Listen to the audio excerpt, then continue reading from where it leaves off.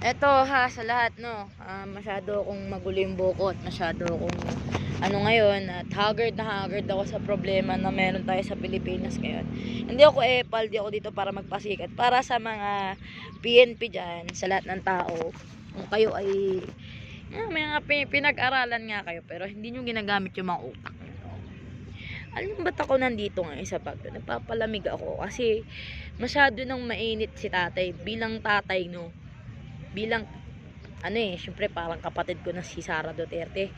Pinoprotektahan ko din masakit din sa akin na yung ate ko, ate ng lahat, pinagbibintangan sa 1 million.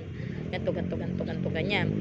Abot kasi sa kasalanan ni tatay, ginawa niya na So kung marami mang binadawat election ngayon, so itago niyo na muna si Tatay Rodrigo Duterte.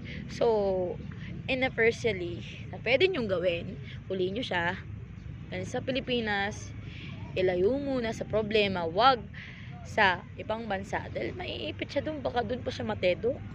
Gets nyo ba ako? Ikulong nyo sa apartment, kung meron man siyang antaring lupang malaki na binili, doon muna sa bahay, mamahinga siya mag-isa para ma-rest yung kanyang katawan, kasi matanda na yung tao, masyado na nating inaapi yung tao Oo nga, alam natin may kasalanan yung tao no. Para lang sa akin, ito may point to. Kung wala kayong ipapasok, iting nyo sa akin, kalaban ako, bahala kayo sa buhay nyo. Ang ipapayo ko na lang, hulihin si Tatay Rodrigo Duterte, dalhin sa apartment, ibili ng TV, ibili ng cable, ibigay ang mga kailangan niya, diba? Needs, yung nakakulong doon. So siguro pag nangyari na yun, mananahimik na ang mga tao. So matitigil na yung issue, matitigil na yung rally, matitigil na yung gulo. Kasi mag-e-election So yung election, nasubalit na maayos yung election, nagugulo dahil sa this is issue, 'di ba? Kaya para sa akin, yun na lang gawin natin. Kung hindi niyo susundin yung akin, ulaga kayo. Kasi puro kayo pinahaba pa yung procedure Kasi mga bangag. O ngayon sabihin yung bangag ako. Kasi yung procedure, kung pinanadali nyo na yan sa CCA, etc. yung mga yan.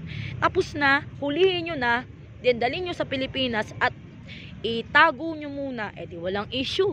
Tapos, tama naman ako, di ba? Alam nyo, ako na lang kaya gawin yung presidente ng Pilipinas para matapos na lahat ng problema ninyong lahat. Kasi wala na kayong ginawa kundi bigyan ng problema ang Pilipinas. Paano na ang mga mahihirap na tao na kailangan ng pera, priority, kailangan sa buhay. Ang kailangan natin yung ora mismo, hindi yung mahabang procedure. Nakakainis nakakapraning Ano ba kayo? Bangag ba kayo? O talagang talagang user kayo? Kung talagang hindi kayo bangag, patunayan nyo na talagang karapat-rapat kayo na nandiyan kayo sa government.